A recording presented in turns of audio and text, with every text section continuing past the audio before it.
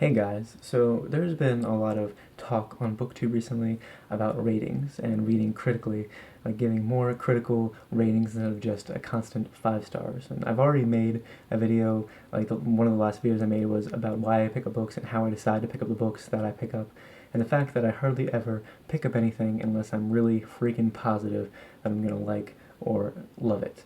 And this kind of translates to me giving a pretty decent amount of 4 star and 5 star ratings. This is how I rate books, and hopefully it'll help you understand my personal rating system and help you to sort of translate my rating system to your own, and hopefully you can relate what I say in my reviews and in my ratings to how you might enjoy the books that I give high ratings to or low ratings to or whatever. In other words, if you personally can trust my opinion and in what way my opinion has value for you, and if you're interested in that, and if you're here to see me talk about books, I'm guessing in some way you are. So my rating system differs a bit from the Goodreads rating system.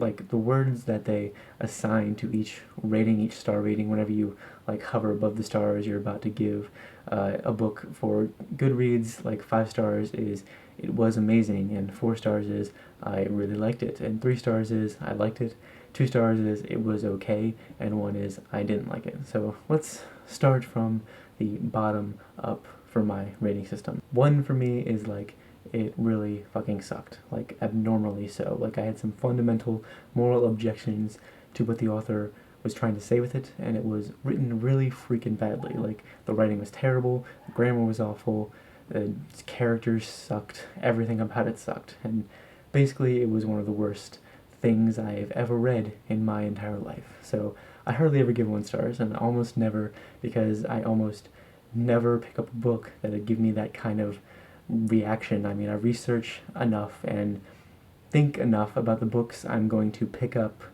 that I never really have to give a 1 star to anything. 2 is I didn't like it. Like it may have been slightly okay in some areas, but for the most part it just wasn't good, and I didn't really enjoy reading it for whatever reason. This happens sometimes, but it's still not too often. Like sometimes things disappoint me, and like a 2 star book, but most of the time I really don't have that problem. 3 is it was alright, it had more problems than it should have had, but the writing was bland, the characters were bland, the story was bland, and it has a couple of these problems, but I mean it was okay. I didn't hate reading it, I didn't love reading it, it was just okay, and I wouldn't necessarily recommend it, but maybe it'll be more your thing than my thing. I wouldn't recommend it if you like the same books I like. So 4 is it was pretty good, I enjoyed it. This is for those books that I did really like reading but still found a lot of problems with the writing, characters, story, etc. And I can point out those problems, but they didn't like hinder my enjoyment way too much.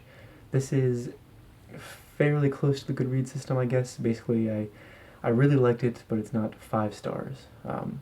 So 5 is I loved it. I loved reading it. I loved the characters, the story, the writing, basically everything. A combination of all those things, and it was awesome. But here's the thing. Just because I give 5 stars to a book doesn't necessarily mean that it's like one of my favorites. I mean, I label everything that I consider my favorite as favorite on Goodreads. Like there's a favorite tag that I use, and a favorite book is beyond 5 stars. Like it affected me in a profound way. It lasted. It was just so awesome, and I really loved everything about it. Like I'll almost definitely read it at some point in the future. There are very rare occasions when a 4 star book will be a favorite, but I won't really get into that right now. But another thing is that in between points, the like 2.5s, 3.5s, 4.5s are extremely important to me personally. I know they aren't to some people, but and I don't necessarily care that Goodreads doesn't include them, because I can just like write in the review part of my real rating. Like I can write in the review part what my real rating is, and they're important to me though, and there's a big difference between a 3.5 and a 4. Like it means I did really like it, like a 4 book, but there are still a bunch of problems that I can't ignore.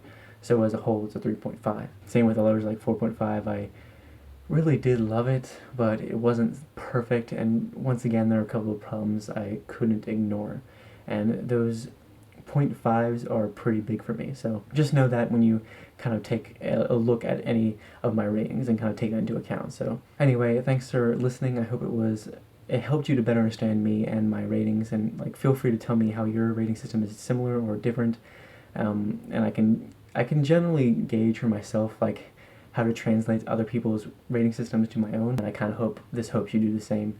Hopefully you can do that with mine now, and if you have any questions, feel free to ask, I guess. Like there is one thing that this happens more often than not. Like there was one month this year, like I think it was either June or July, where I just read basically every book that I read that month, except for maybe one, was 5 stars out of 5 stars because they all were freaking awesome. Because I don't really pick up books that I don't think I'm going to find freaking awesome. I think that month I was like We the Drowned, Dune, both Stormlight Archive books, and either the first or second A Song of Ice and Fire book, and all of those books were 5 out of 5 stars for me. Some of them were added to my favorites list, and some of them weren't, but I thought they all deserved 5 out of 5, and I don't feel bad about that at all. In fact, I don't really understand people who pick up books. Like I already talked about this in my other video, so you can just watch that for more detail. But I don't really understand people who pick up books and don't like have the gauge beforehand, like on whether or not this is going to be a good book for them, and how people end up giving so many 2 and 3 stars. But then again, other people's rating system is different from mine. Like for some people, 3 stars is like my 4.5, and there's a huge difference there. And I'm hoping this will kind of give you an idea of how to relate those two different systems. So anyway, that's it. Thank you guys so much for watching, and I'll see you with more next time.